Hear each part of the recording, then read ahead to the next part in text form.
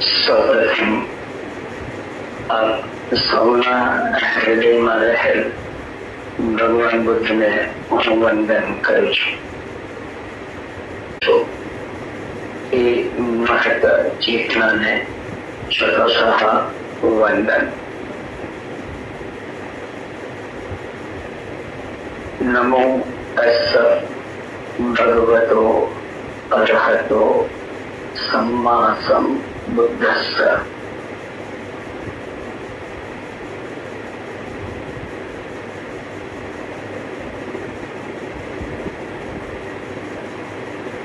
બુદ્ધ પૂર્ણિમા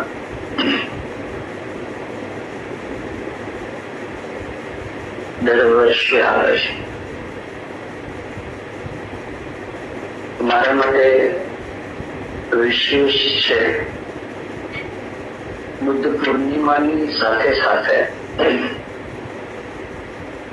આજનો દિવસ એટલે કે બુદ્ધ પૂર્ણિમાના દિવસે મારા બાપાએ એટલે કે મારા ફાધરે આ જગતમાંથી વિદાય લીધેલી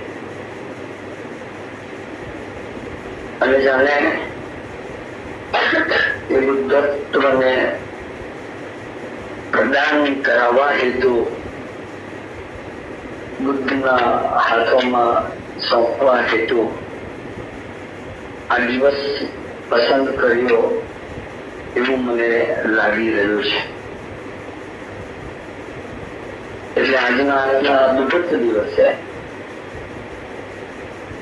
જ્યાં જીવનનું સત્ય એ ચૈતન્ય ઉર્જા અને એની અનુભૂતિની સાથે વ્યક્ત થતી પ્રત્યેક પળ એ સભાનતા, એ સહજતા, એ શાંત હૃદયની અવસ્થા એ બુદ્ધના જ્ઞાન, કૃપા, આશીર્વાદ અને દિશાની દેન છે.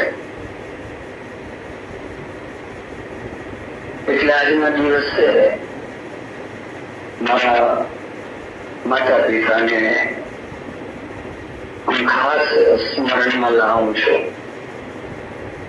આપણે કહીએ છીએ ને કે માના કે બાપના સંસ્કાર જે હોય તે દીકરામાં આવે કે દીકરીમાં આવે. પછી સંસ્કારોનું હસ્તાંતરણ જે છે, મને જે અદભુત સંસ્કારોથી સિંચિત કર્યા, જીવનને અનુભવમાં લેવાને માટે ભૌતિક જગતથી મને વિખૂટો પાડ્યો. ત્યાં ભૌતિક જગતની રમમાણમાં તું રહેશે તો તું જે માટે આ ધરતી ઉપર આવ્યો છે એ તારું લક્ષ્ય, એ જીવનું લક્ષ્ય તું ચૂકી જશે. એ હેતુથી વર્ષો પૂર્વે મારા ફાધર, મારા બાપાએ મને એ ભૌતિક જગતથી વિખૂટો કર્યો. અર્થાત ત્યાગનો, વૈરાગ્યનો અનુભવ શરૂ થાય અને ત્યાગ અને વૈરાગ્યની સાથે સાંસારિક જીવનની શરૂઆત થાય. આ વિરોધાભાસ મારા જીવનમાં જે મેં સર્જ્યો ને જેના કારણે આજે મારા હૃદયની આ અવસ્થા ઉપર હું પહોંચી શક્યો છું. તેમાં મારા બાપાનો અપૂર્વ ફાળો છે. એટલે આજના પવિત્ર દિવસે એમને હું યાદ કરીને, સ્મરણ કરીને એમને વંદન કરું છું. એમને મને એમના જે શાશ્વત અસ્તિત્વ જે છે, એટલે કે મૃત્યુ પછી પણ જીવન છે, મૃત્યુ પછી પણ આપણે આ ધરતી ઉપર કામ કરી શકીએ છીએ, મૃત્યુ પછી પણ ચેતનાના આંદોલનોની અંદર આપણા પવિત્ર આંદોલનોને પ્રવાહિત કરી શકીએ છીએ. અને એમના આ ચૈતન્ય જગતના વિશાળ વાયુમંડળની અંદર, આ અફાટ ઉર્જાના ક્ષેત્રની અંદર એમને જે આધ્યાત્મિકતાના, પવિત્રતાના આંદોલનો જે સર્જ્યા છે એના તરંગો આજે પણ મને સ્પર્શી રહ્યા છે અને આપણે પણ શ્રી કૃષ્ણ લીલા દ્વારા મારા બાપાના એ તરંગોનો અનુભવ આપણે કરીએ પણ છીએ. તો આજના દિવસે એમને વંદન કરું છું, સ્મરું છું. મારી માને એને બિલકુલ ના ભૂલી શકાય. ભલે ચાર ચોપડી બનેલી પણ પ્રેમથી થાળીમાં ગરમ ગરમ ભાખરી એને પર મીઠું લગાડીને આપી દેતી, જયારે અમૃત મળી જાય એવો અનુભવ મને થયો છે અને મારી માએ કરાવ્યો છે. મને યાદ છે કે હું સ્કૂલેથી આવું તો આપણે નાના હોઈએ તો ઘર કામ એટલે કે હોમવર્ક કરવામાં આળસ કરીએ, રમવામાં આપણે રુચિ રહે. પણ મારી માં એક ગોરડું પાછળથી પાછળ અંધેરવાનો તકીઓ મૂકતી અને કે તું નિશાળેથી આવે ને તો અહીંયા કઈ જગ્યા બનાવેલી છે, અહીંયા હોમવર્ક કરજે, ઘર કામ કરજે, લેસન કરજે. કદી માએ કોઈ દિવસ મને ચોપડી ભણાવી નથી અને રોજ સ્કૂલેથી આવું કોઈ દિવસ બેસું નહીં, પણ માં એ આસન જમાવેલું રાખે. અને એક દિવસ મને મહિનાઓ બાદ થયું કે માં બિલકુલ બોલતી નથી કે હું પાછળ છું શેને માટે, તું કઈ બેસતો નથી, લેસન કરતો નથી. પણ એ ગોદડામાં માનો પ્રેમ ધબકતો. અને એક દિવસ મને થયું કે મારે બેસવું જોઈએ, માં મારી આટલી બધી મહેનત કરે છે અને હું બેઠો હોમવર્ક કરવા અને મારી માં આમ કામ કરતી હોય, રસોડામાં ફરતી હોય અને મને જોઈને ખાલી એને આરામ કર્યું, બસ કશું બોલી નથી. પણ મને આજે મને એ સ્મૃતિ યાદ છે. અને ત્યારબાદ એ જે લેસન કરવું, લેખન કાર્ય અને અક્ષર એવા છે, માં ખાલી જોવા આવતી, હું માને જોતો અને અક્ષરો કેવા છે, શું છે. આજે એ મારું લેખન કાર્ય હજી પણ ચાલુ છે. એમ સમજો ને કે આટલા અમારી જર્નલોના ઠપ્પા લાગેલા છે. અને અમારા મિત્ર અલ્પેશ અને હેતલ ઓલવેઝ જયારે બી મને મળવા આવે એટલે એક જર્નલ, બે જર્નલ લઈને જ આવે. એમને ખબર છે કે આ લેખન કાર્ય એનું સતત ચાલુ રહે છે અને હજી પણ ચાલુ છે. અને લખતી વખતે મારીમાં હંમેશા મારી સ્મૃતિમાં રહે છે. ગુરુ વગર બધું જ અધૂરું છે. અને અમે અમારા શ્રી સંત શ્રી હરિરામજી શાસ્ત્રીને નાના હતા ને રમતા જોયા છે અને યુવા થયા અમારી સાથે સાથે અમારું એમને આ ભૌતિક જગત શું છે એમાં મારા દ્વારા એમ સમજો કે એની તૈયાર કરતી કે ભૌતિક જગત શું ચાલે છે, તમારા મનોભાવ શું છે. મેં કદી પણ એમના ગુરુ પદે જોડેલા ન હતા અને સ્થાપેલા પણ ન હતા. સાચી રીતે કહીએ તો આપણો એક અહંકાર હોય છે કે ગુરુ વગર પહોંચી જઈશું. અને જે દિવસે જે ઘડીએ અધ્યાત્મની યાત્રામાં ભગવાન બુદ્ધની ચેતનાએ પ્રવેશ કર્યો, એમને મને ધ્યાનમાં જે રીતે મને વિકસિત કર્યો, જે જ્ઞાન એમને મને ચેતનાના સ્વરૂપે આપ્યો અને ત્યારબાદ પ્રત્યક્ષ ગુરુ હોવા જોઈએ, એના સ્પર્શની અનુભૂતિ હોવી જોઈએ, એના આશ્લેષનો અનુભવ હોવો જોઈએ.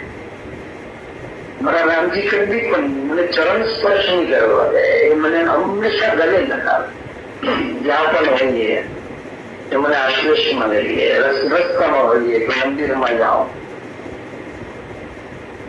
અને એમને મને જે જ્ઞાન આપ્યો અને બુદ્ધિની મારી ભીતર સ્થિર થયેલી શાંત અવસ્થા અને રામજીનું આપના પરમ પરમાત્મા પ્રત્યે દોરી જવાનું માર્ગદર્શન, એમના માર્ગદર્શને મારા જીવનમાં ભગવાન શ્રી કૃષ્ણનો પ્રવેશ કરાવ્યો.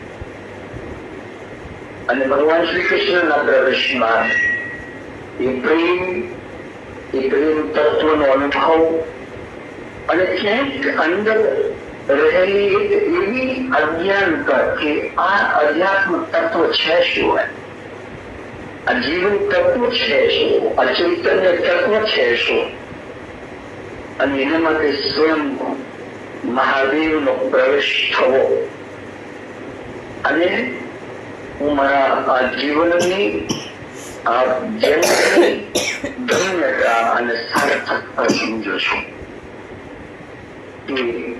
ગુરુનો પ્રવેશ, બુદ્ધનો પ્રવેશ, કૃષ્ણનો પ્રવેશ, શિવનો પ્રવેશ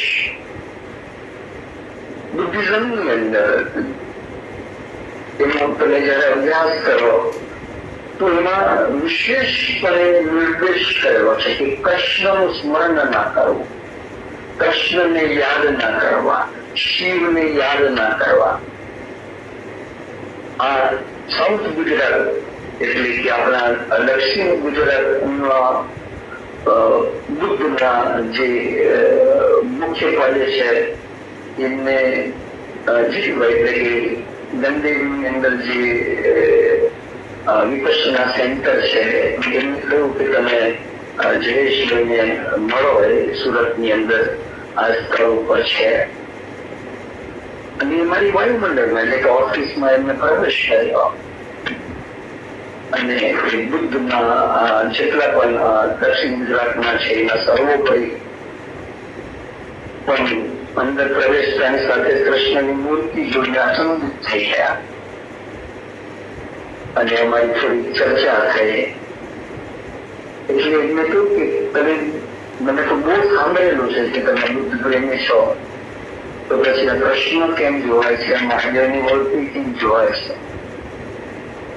જો આપણે આ ધર્મને એટલું બધું જલ્દી સલાહ રૂપે લઈ લઈએ છીએ અને અમારી ચેતના વિશે વાતો થઈ પણ એમને એમ લાગ્યું કે કૃષ્ણને પણ વાત આટોપીને મારા વાયુમંડળમાંથી વિદાય લીધી. ગુરુ વગર અસંભવ છે આપણે જ્ઞાન થાય, આપણા ચૈતન્યનો સ્પર્શ થાય. તો આજના દિવસે મારા એ સશરીર રૂપે તબક્કા ગુરુજી રામજી સંત શ્રી હરિરામજી શાસ્ત્રીનો નતમસ્તક હું વંદન કરું છું.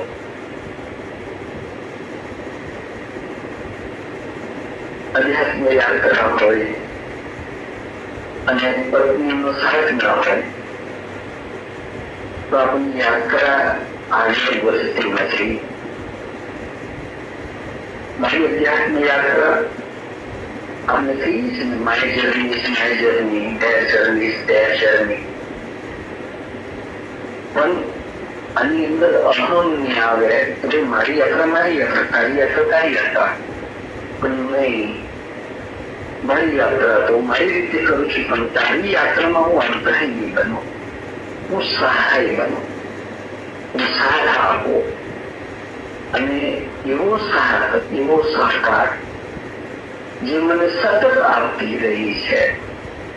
જયારે મારી પાસે કશું જ નહોતું, નાનકડી ખોલી અને ફૂટપાથું જીવન જેને કહીએ 6x8 ફૂટની ખોલી, અને એ ખોલીથી લઈને આટલા મારા રાજમહેલ સુધી એમ કહી શકાય. કોઈને જે અવિરત સાથ આપ્યો છે, અવિરત મારી રક્ષા કરી છે, અવિરત મને આંતર રૂપે અને બાહ્ય રૂપે સ્વસ્થતા બક્ષી છે, એવી મારી વહાલી, મારી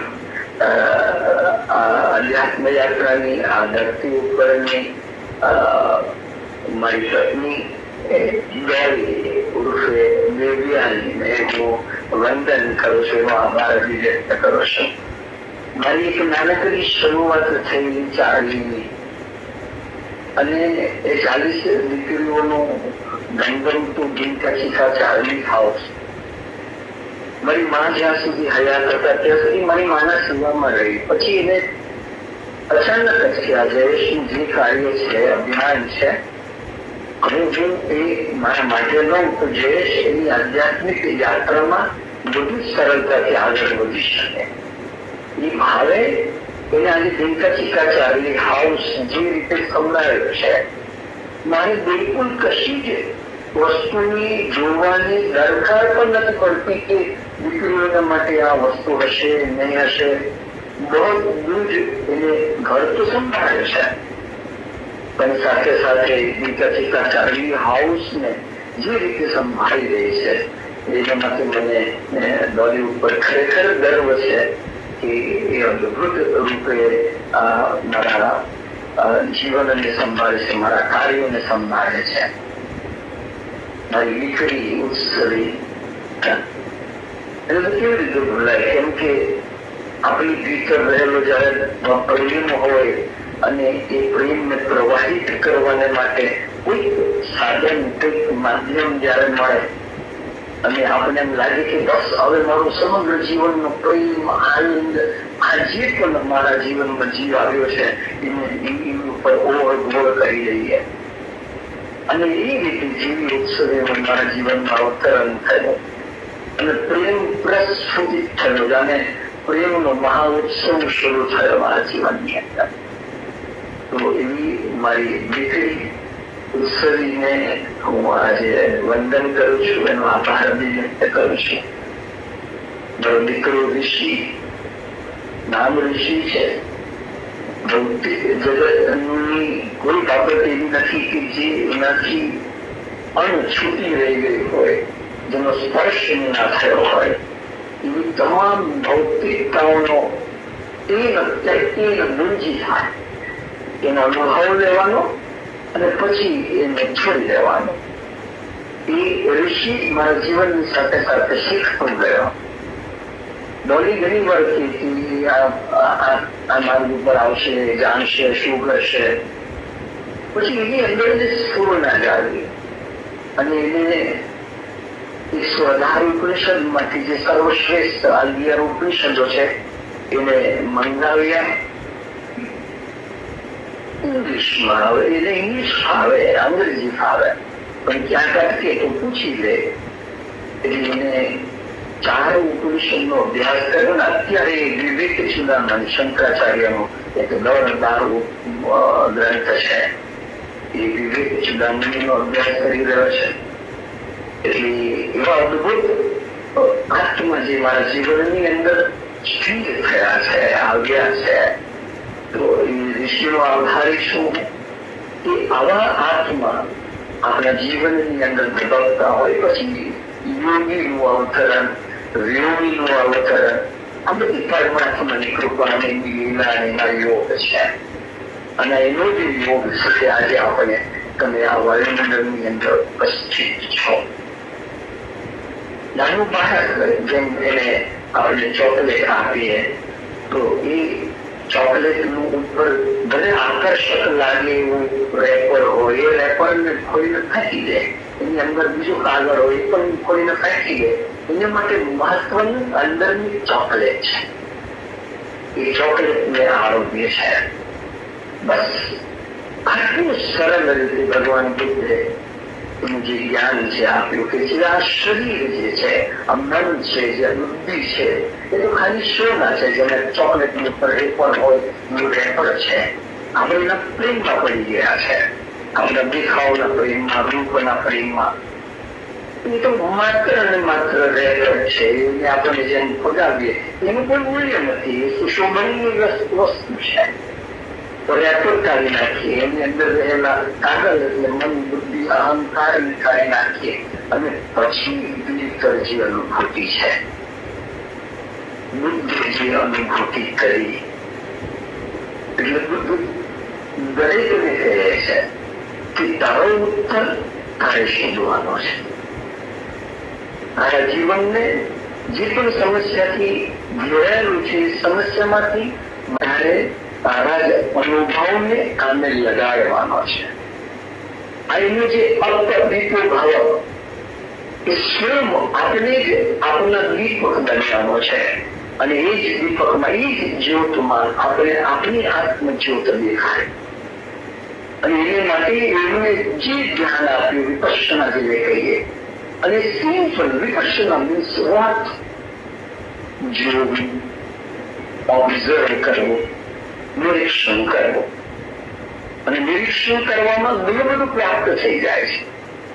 મોટે ભાગે આપણે બહારનું નિરીક્ષણ કરતા હોઈએ છીએ, બહાર ઓબ્ઝર્વ કરતા હોઈએ છીએ, પરંતુ જયારે ભીતર ઓબ્ઝર્વેશન શરૂ થાય ત્યારે આપણે તે પ્રાપ્ત થાય છે.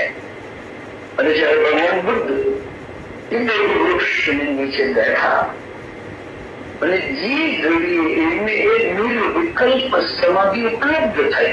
નિર્વિકલ્પ એટલે there is no options. કોઈ સંકલ્પ વિકલ્પ નહીં કે હવે મારે આ અનુભવવું છે, હવે મારે આ કરવું છે, હવે મારે તે કરવું છે.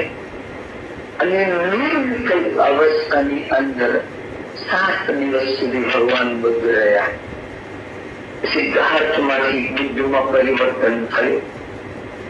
અને જયારે એમને આંખ ખોલી ત્યારે એમ લખે છે કે દેવી દેવતાઓ આવ્યા, બ્રહ્મા આવ્યા, એને પૂછ્યું છે કે તમે શું અનુભૂત કર્યો, તમે જે અનુભવ કર્યો છે એ અમને જણાવો, દર્શાવો.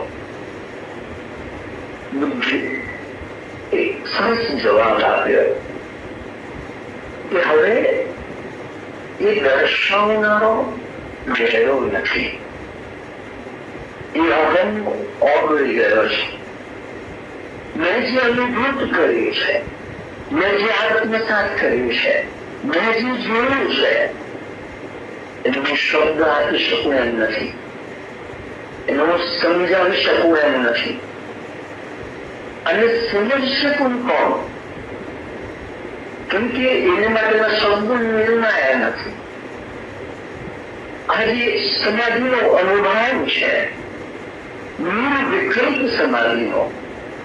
આપણે ઓલવેઝ હંમેશા ધ્યાન કરતી વખતે આપણી પાસે વિકલ્પો હોય છે કે આજે હું સંગીત દ્વારા ધ્યાનમાં પ્રવેશ કરીશ, આજે હું મૂર્તિને જોઈને ધ્યાનમાં પ્રવેશ કરીશ, આજે હું દીપ પ્રાગટ્ય કરીને, ત્રાટક કરીને, જ્યોત જોઈને હું ધ્યાનમાં પ્રવેશ કરીશ, આજે હું પ્રકૃતિ જોઈને, સૂર્ય જોઈને, ચંદ્ર જોઈને ધ્યાનમાં પ્રવેશ કરીશ. આપણી પાસે ઘણા બધા વિકલ્પો છે, પરંતુ કોઈ વિકલ્પ ના હોય અને તમે તમારા એ ચૈતન્યનો સ્પર્શ કરો છો, વિકલ્પ સમાધિ જેને કહેવાય. અને ખરેખર એ સમાધિનો જે આનંદ જે છે એ આનંદ અલગ છે, અનન્ય છે. મુક્તિ જે અનુભૂતિ છે એ અલગ છે. પ્રસન્નતાનો જે અહેસાસ છે એને શબ્દમાં કંડારી ના શકાય. Once you are enlightened now, તમે જયારે એ આત્મ સાક્ષાત્કાર ઉપલબ્ધ થાઓ છો અથવા જયારે પણ તમે એ પરમ ચૈતન્યનો સ્પર્શ કરો છો, તમારું શબ્દ, તમારું મુખ બંધ થઈ જાય છે. તમે આનંદ રસ પીવો છો અને પછી જયારે બોલવાનું આવે તો તમને એમ થાય કે શું બોલીએ, શું કહીએ. આપકે બધું જાતે જેનો અનુભવ કરીએ. કેરી કેટલી મીઠી છે એટલું ખાઈ લે, એની મીઠાશ અલગ છે. હું ગમે તેટલું વર્ણન કરું કે એની મીઠાશ સાકર જેવી નથી, ગોળ જેવી નથી, ખાંડ જેવી નથી, પણ બે અદભુત છે. અને એવા લોકો પણ હોય છે જેને કેરી બિલકુલ ભાવતી નથી, કેરી લેતા પણ નથી, ખાતા પણ નથી. એવા લોકો પણ હોય છે. આમાં વાયુમંડળમાંથી હસવાનો અવાજ આવ્યો, એને કેરી બિલકુલ પસંદ નથી. તો એવા લોકો પણ હોય છે. મીઠાશ અમૃત ફળ આપણે મળ્યું હોય જેનું આસ્વાદન નથી કરતા. બુદ્ધ કહે છે કે એ આનંદનો અહેસાસ હું શબ્દમાં કેવી રીતે વર્ણવ. એટલે જ મહાદેવની જે આપણે વાત સમજી રહ્યા છીએ કે અંત સ્વનિર્ભવાનંદતા વિકલ્પ ઉન્મુક્ત ગોચરા, જે સંકલ્પ વિકલ્પથી મુક્ત થયો છે એની ભીતર આ અનુભવ જાગે છે, આ આનંદ સ્ફુરે છે. આ મુક્તિની ટોટલ લિબરેશન. તમને એમ લાગે કે આ બધું પરમાત્મા પોતાના હાથમાં લઈ રહેતો હોય અને તમારું જીવન અદભુત રૂપે પ્રવાહિત થતું હોય, પરંતુ આપણે એ અનુભવ પર પહોંચતા નથી. કેમ કે આપણે રેકોર્ડમાં બહારની આજે જે સુંદર આવરણો છે એમાં આપણને રુચિ છે, એટલે આપણે લોકો ખાઈ જઈએ છે. વ્યક્તિનું બાહ્ય સ્વરૂપ જોઈને એની ભીતર જયારે એનો વાણી વિચારો વર્તન પ્રગટ થાય ત્યારે ખબર પડે ત્યારે આની કે સત્સંગમાં જતો હતો કે સત્સંગમાં જતી હતી, પણ આવું લાગ્યું આ રીતે વાત કરે, આટલી નિંદા, આટલું કપટ. એટલે બુદ્ધ જયારે જયારે પણ પરમાત્માની વાત આવે છે, આત્માની વાત આવે છે, ઈશ્વરની વાત આવે છે, એ ચૂપ થઈ જાય છે અને દર્શાવે છે કે આપણા જ્ઞાન મેળવવાનું જે પણ આપણી પાસે આયતન એટલે પ્રવેશ દ્વાર, ચક્ષુરેન્દ્રિય આયતન, જેનાથી રૂપનું આયતન થાય છે, રૂપ પ્રવેશ કરે છે. શ્રોત ઇન્દ્રિય આયતન છે, પ્રવેશ દ્વાર છે. તમારી પાસે આંખ નથી તો તમે જોઈને જે જ્ઞાન મેળવવાનું છે એ નથી મેળવી શકતા, એટલે તમને કાનથી સાંભળવું પડે, એ પ્રવેશ દ્વાર બને છે. તમારી પાસે આંખ નથી, કાન નથી, તો સ્પષ્ટ રીતે તમે જ્ઞાન લો છો. એટલે આપણી જેટલી પણ ઇન્દ્રિયો છે ગંધ દ્વારા, સમજો તમારો સ્પર્શ ઇન્દ્રિય કામ નથી કરતી તો તમે ગંધ લઈને આ મને મરીની ગંધ આવી રહી છે, મરચાની ગંધ આવી રહી છે, આ ગોળ મને ગંધ આવી રહ્યો છે, આ આયતન જેટલા પણ છે પ્રવેશ દ્વાર, બહાર પ્રવેશ દ્વારની વાત કરીશ તેમાંથી 5 આપણી ઇન્દ્રિયો એ આયતન એ પ્રવેશ દ્વાર દ્વારા, ચોથું મન આપણી બુદ્ધિ એના દ્વારા એ પણ પ્રવેશ દ્વાર છે. મનથી એટલું બધું ભીતર પ્રવેશે છે તમારી અંદર. પછી રૂપ દ્વારા એ જોઈએ આ મૂર્તિ, આ બુદ્ધની, આ કૃષ્ણની, આ મહાદેવની, આ શિવની, રૂપ આયતન દ્વારા એ પણ એક પ્રવેશ દ્વાર છે. કાન દ્વારા આપણે સાંભળીએ, વાત સાંભળીએ, ભગવાનની વાતો સાંભળીએ, એમની લીલા સાંભળીએ, એ દ્વારા પ્રવેશ થાય. એમ 5 ઇન્દ્રિયો જેટલો પણ વિષય છે, સબ્જેક્ટ છે. અને 12મો ધર્મ, ધર્મ દ્વારા એ પણ ધર્મ તમે ગ્રહણ કરો છો. ધર્મ એટલે હિન્દુ મુસલમાન હોય એ ધર્મ નહીં, તો હું હિન્દુનો ધર્મ લઉં છું, પણ આટલું માનવતાનો જે ધર્મ છે એ ધર્મ તો કે બધાના પ્રવેશ દ્વારો છે. આત્માનો કોઈ પ્રવેશ દ્વાર, આત્માની અનુભૂતિ આ બહાર ભગવાન બુદ્ધ મન અને ધર્મ એને બીજી 64 પર શાખાઓ કરી છે. આ બધા દ્વારા એ જે ચૈતન્ય છે, જે આત્મા છે એનો અનુભવ નથી થતા. એ તમારે જાતે જ તમારી ભીતર પ્રવેશ કરીને આપણી અને એ અનુભૂતિ છે જેને માટે આ ધરતી ઉપર આપણે આવ્યા છે. એ ચૈતન્યનો સ્પર્શ જે થયો નથી તો આપણે ગમે તેટલા સત્સંગો સાંભળી લેશે પણ આપણું જીવન એવું પૂરું ડાકોર જ રહી જશે. તમારે તમારો એવું ગીત બનવાનું છે, તમારે જ તમારા ગુરુ બનવાનો છે.